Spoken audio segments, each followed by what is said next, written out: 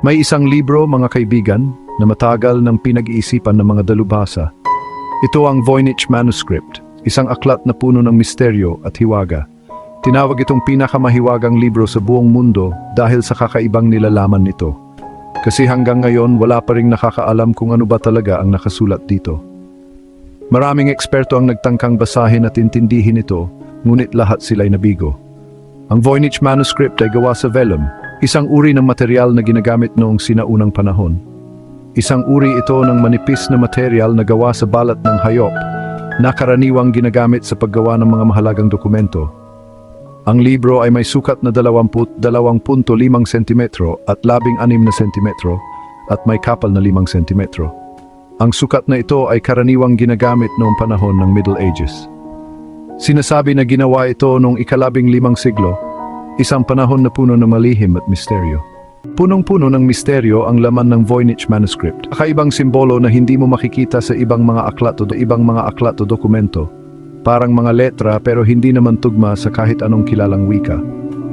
Bukod sa mga simbolo, may mga kakaibang drawing din ang libro. May mga halaman na parang hindi mo makikita sa totoong buhay. May mga babae ding naliligo sa mga kakaibang pool. Noong 1912, natagpuan ang Voynich Manuscript. Isang bibliophile na nagngangalang Wilfrid Voynich ang nakatuklas nito. Pinili niya ang libro mula sa isang koleksyon ng mga lumang libro sa Italia. Nung makita ni Voynich ang libro, na-curious siya agad. Sinubukan niyang basahin at intindihin pero wala eh. Kahit anong gawin niya, hindi niya maintindihan. Kaya ipinakita niya ang libro sa mga dalubhasa sa wika at cryptography pero wala rin silang nakuhang sagot. Marami ng eksperto ang nagtangkang basahin at unawain ng Voynich Manuscript.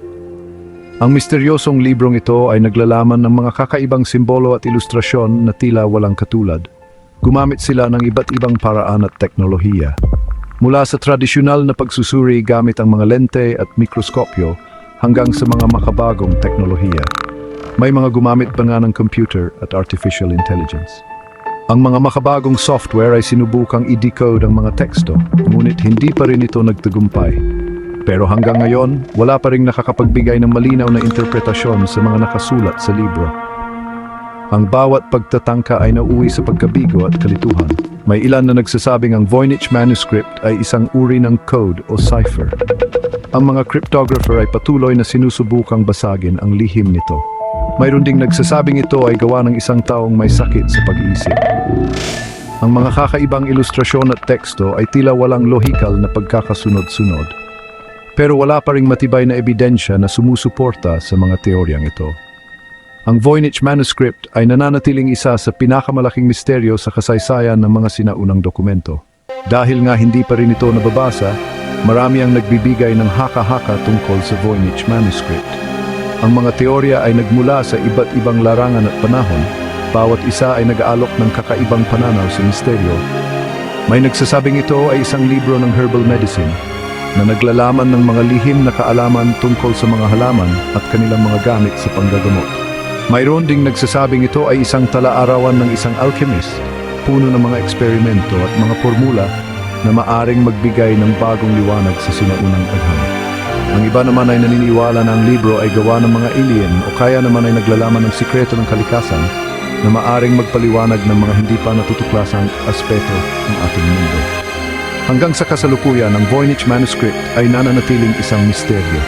Walang sinuman ang nakapagbigay ng tiyak na sagot kung ano ang tunay na layunin at pinagmulan nito.